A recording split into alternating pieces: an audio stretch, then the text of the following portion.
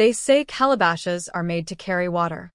But in the village of Zaramoko, one carried something far more dangerous. It carried the truth. And the truth, when ignored, has a way of returning with consequences. Zaramoko was a peaceful village, resting on red earth and surrounded by tall palm trees. The people lived by the rhythm of the seasons. They farmed together, celebrated together, and feared only one thing more than poverty: disgrace. At the center of the village square sat an old calabash. It was cracked, dusty, and forgotten. Children played around it. Elders walked past it.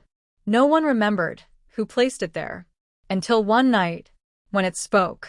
Welcome to the Promisky Folktale channel, where stories walk, spirits speak, and legends live again. If you love powerful African tales full of mystery, magic, and meaning, you're in the right place. Don't forget to subscribe, like, and drop your thoughts in the comment section below. And hey, tap the notification bell so you never miss a new story when it drops. Now sit back and listen closely. The voice was calm, not angry, not loud, but heavy, like the voice of something that had seen many endings. Greed walks among you, it said. Silence will feed it. Listen or lose what you love. People froze. Some ran. Some laughed nervously. Others whispered prayers under their breath. Only one person did not move. Her name was Naya. Naya was poor. She owned little more than her worn wrapper and a small bead necklace passed down from her mother. But she had something many in the village lacked: humility. She stepped closer to the calabash and knelt. "What do you want us to know?" she asked softly. The calabash answered her. "Power will blind the proud. Betrayal hides among friends. Blood follows silence." Naya's chest tightened. She did not understand everything, but she knew one thing. This was a warning. By morning, the entire village was talking. The elders gathered beneath the irako tree. The youth mocked the story. And soon, the matter reached the ears of Chief Zaku. Chief Zaku was a powerful man. He wore leopard skin cloaks, coral beads, and carried a staff carved with symbols of authority. He believed deeply in strength, control, and legacy. A talking calabash offended him. He stood before the people and laughed. "A cracked gourd cannot speak," he said. "Fear has given you voices where there are none." Elder Kofi, the oldest man in the village, nodded in agreement. "The ancestors speak through rituals," he said, "not abandoned objects." The crowd murmured in approval.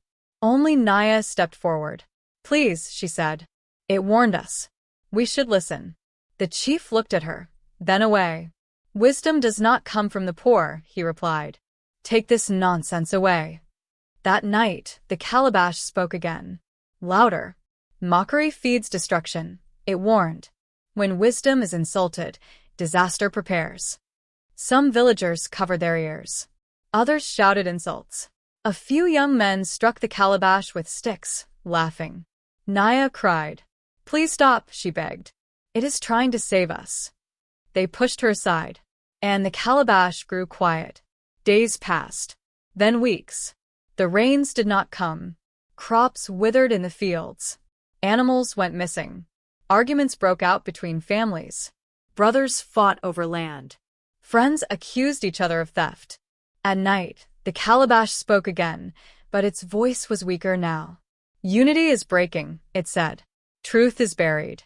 Time is short." Naya went from house to house, begging people to listen.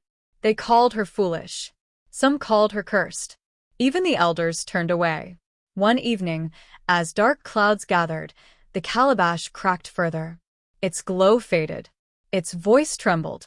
"This is the final warning," it said. "When wisdom falls silent, consequences speak." Then nothing. Silence. That same night, everything changed. Fire broke out in the western part of the village. Screams filled the air. Huts burned. Families ran into the darkness.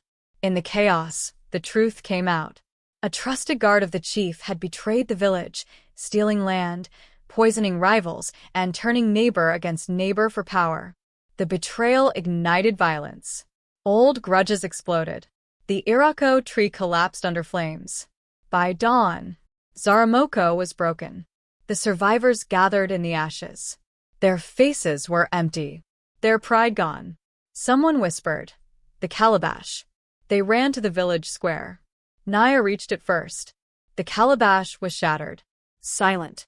She lifted it gently. Inside were ancient carvings, symbols of unity, truth, and humility. Tears streamed down her face. "It warned us," she said quietly. But pride was louder than wisdom. No one spoke, because everyone understood now. Zaramoko rebuilt slowly. This time, they listened more than they spoke. They questioned power. They valued humility. But the calabash never spoke again, because some warnings are not repeated. And so the elders tell this story to this day. They say, when wisdom speaks softly, fools call it silence. And silence never warns twice.